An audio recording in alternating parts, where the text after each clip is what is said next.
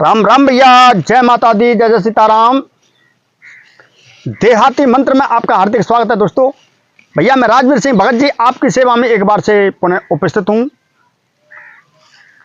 तो भैया जैसे आप लोगों के मेरे पास कमेंट आए थे कि गुरुजी हमको इच्छा परी की साधना दो, तो आज भैया वो ही आपको मैं एक दिव्य शक्तिशाली साधना देने के लिए जा रहा हूं, जो इच्छा लाल परी की साधना है, जो बहुत ही दिव्य ताकतवर साधना है। इच्छा परी का मतलब यही होता है कि साधक की हर इच्छा को पूरी करना, तभी तो उसका नाम इच्छा परी है, इच्छा लाल परी। दोस्तों यह साधना बहुत ही दिव्य शक्तिशाली पावरफुल ग्रामीण साधना है, बहुत ही दिव्य साधना है।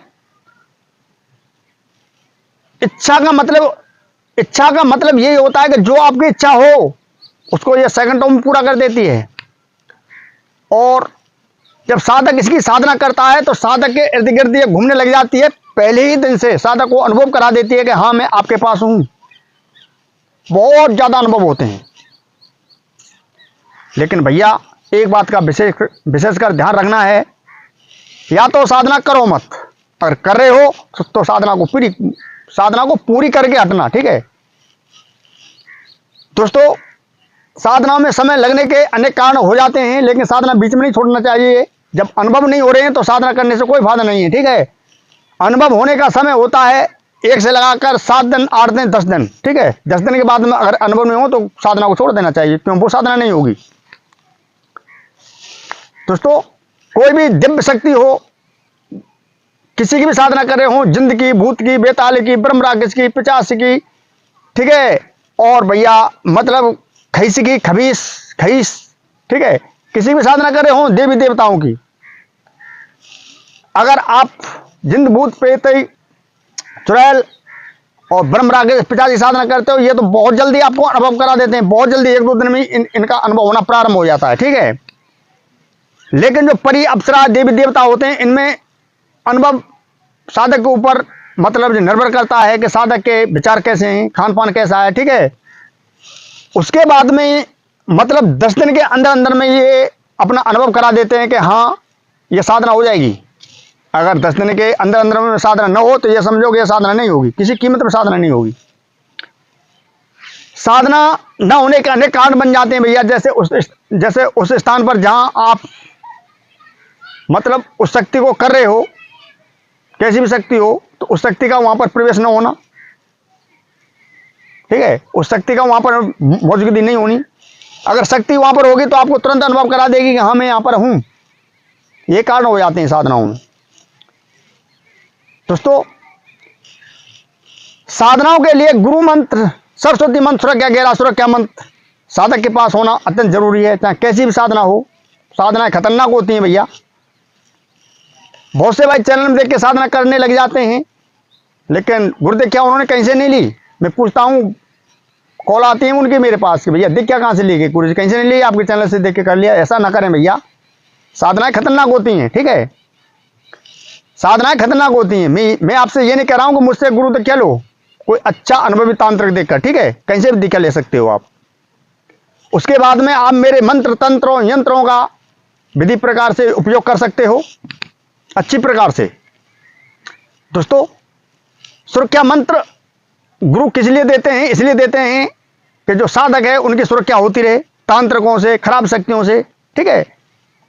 अनेक प्रकार के विघ्न आते हैं साधनाओं में, सबसे बिल्कुल साधक सुरक्षित रहना चाहिए, उसी का नाम सुरक्षा मंत्र है। सुरक्षा मंत्र से आप अनेक प्रकार की जो सुरक्षा होती रहती है, जो सुरक्षा घेरा होता है उसके अंदर डबल घेरा लगता है, समझ रहे हो मेरी बात को। कोई नहीं बताएगा आपको भैया, जैसे मैं आपको बताता हूं कोई नहीं बता सकता है। सुरक्षा घेरा होता है, उसके अंदर एक घेरा और लगता है, जैसे सांप, बिच्छू, कांतर, मतलब जीवों का, जो कोई साधक का कोई ऐसा कर दे, क्यों वो तो साधना मस्त है, अंदर से कोई घुस बैठे उसमें। सुरक्षा घेरा होता है वो केवल जो पहला सुरक्षा घेरा होता है वो मत खराब शक्तियों को रोकता है, दूसरा सुरक्षा घेरा होता है वो जीवों को रोक देता है, आपके आसपास कोई नहीं भटक सकता है। दोस्तों अगर आपके कमेंट आए तो भैया दूसरे मंत्र को भी मैं आपको सुरक्षा घेरा के रूप में दे दूंगा, ठीक है। जो दूसरा मंत्र है वो जो मतलब ऐसे जीव होते हैं, मतलब उनसे आपकी सुरक्षा करता है। तो भैया समय न लेते हुए अब चलते हैं साधना की तरफ। दोस्तों, इस साधना में आपको पूर्ण रूप से ब्रह्मचर्य का पालन करना होता है, और साधना कैसी भी हो भैया, ब्रह्मचर्य का रूप ब्रह्मचर्य पालन अवश्य करना चाहिए, लेकिन समय होता है। ठीक है, मैं आपसे ये नहीं कहूँगा, समय होता है सब चीज़ का। अगर गृहस्थ नहीं भोगे तो भैया गृहस्थ जीवन डमाडोल हो सकता है, समझ रहे हो मेरी बात को। तो इसीलिए गृहस्थ भोगना भी जरूरी है और ब्रह्मचर्य रहना भी जरूरी है। इसके लिए एक उदाहरण होता है, मतलब गृहस्थों के लिए आपको कोई नहीं बताएगा। रविवार के रविवार आप गृहस्थ भोग सकते हो, उसमें कोई दोष नहीं है, आप साधना भी कर सकते हो। ये गृहस्थियों के लिए है, जो ब्रह्मचारी हैं, साधु हैं, उनके लिए तो कोई बंधन नहीं है भैया। उनके क्या बंधन होगा, वो तो वे गृहस्थ से बहुत दूर हैं दोस्तों।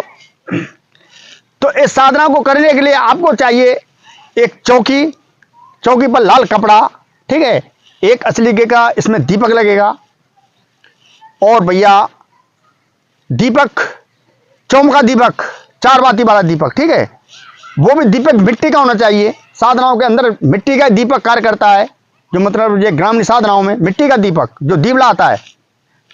मेरे पास यहाँ पर नहीं दिखा देता आपको भैया, मैं दूर है, यहाँ तो है लेकिन दूर है, काफी दूर है दोस्तों।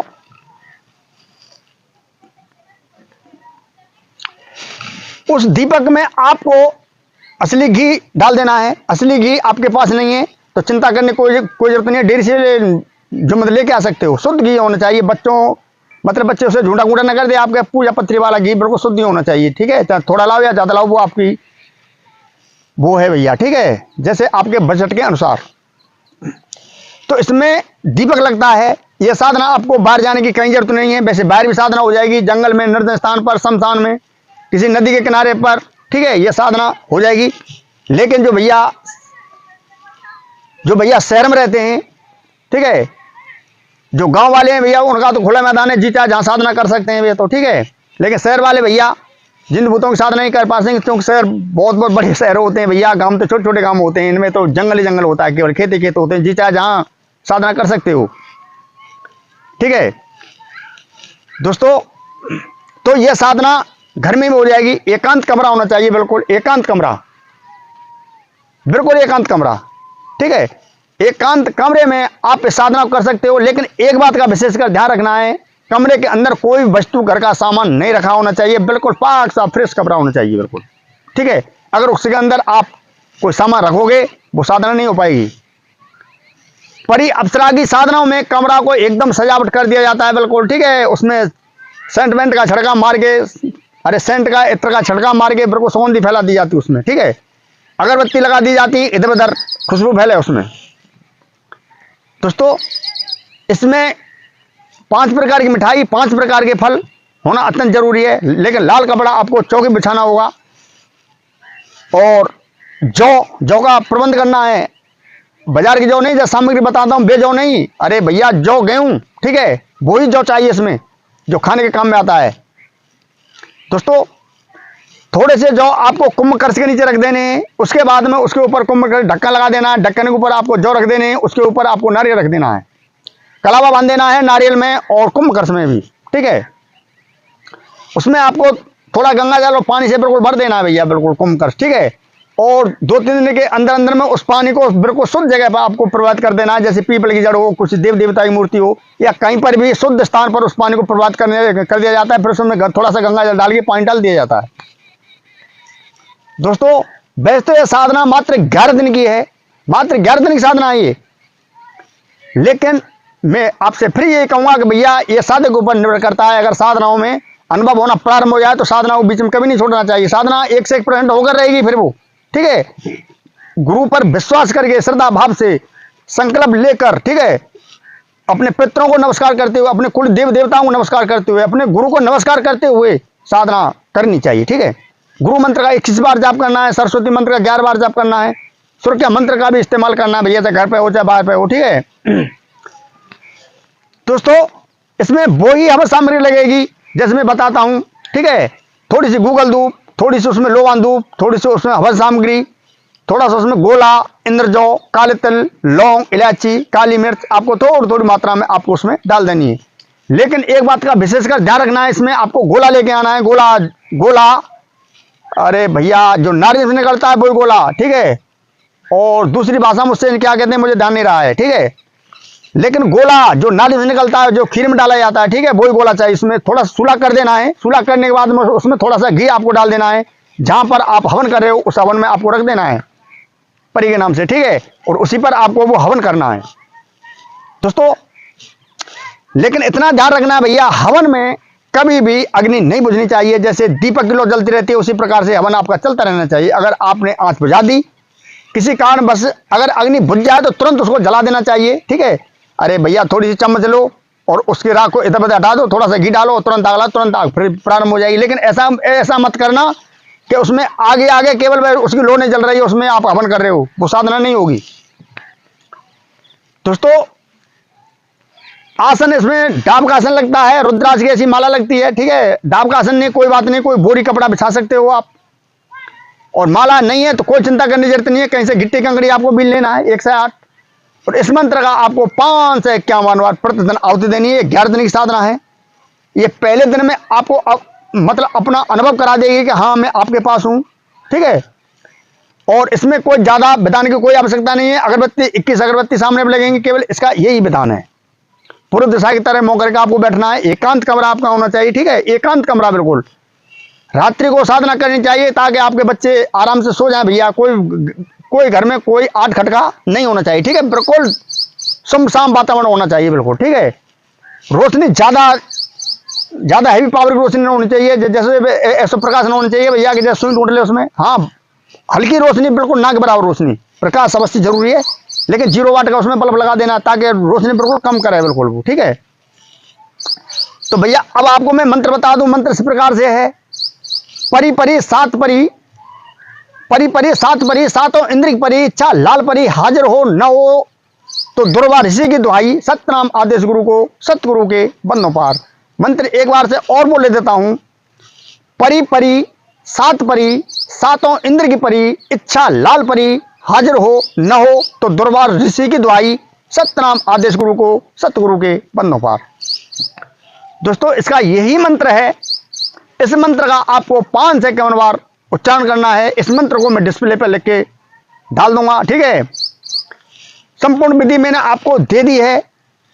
ये परी आपके सम्मुख प्रकट होगी, सम्मुख पृथक में आ जाएगी, बिल्कुल सामने से बात करेगी बिल्कुल, ठीक है।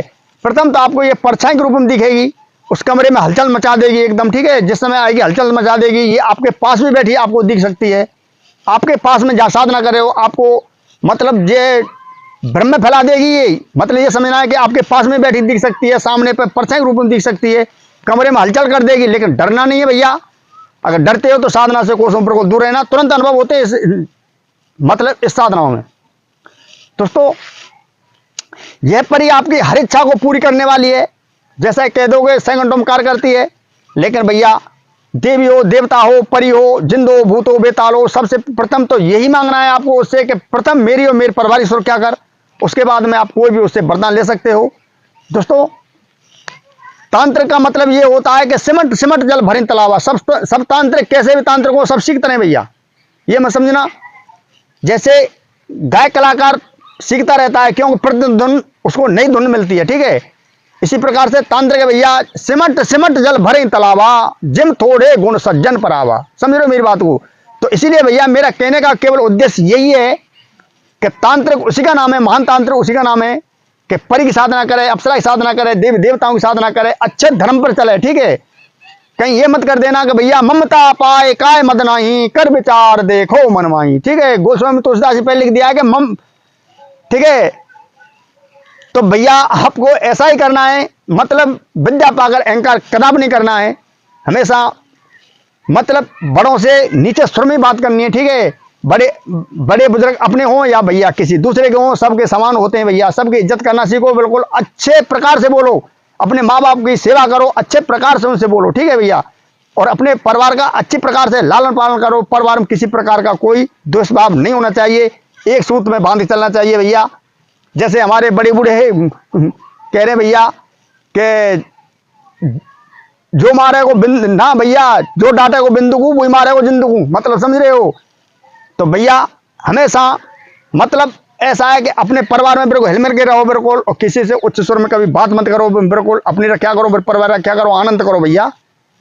ये सारी क्रिया आपके लिए तो हैं, आनंद करो, सर्व आनंद करो। ठीक है, तो आज के लिए बस इतना ही भैया। जय माता दी, जय सीताराम, राम राम भैया।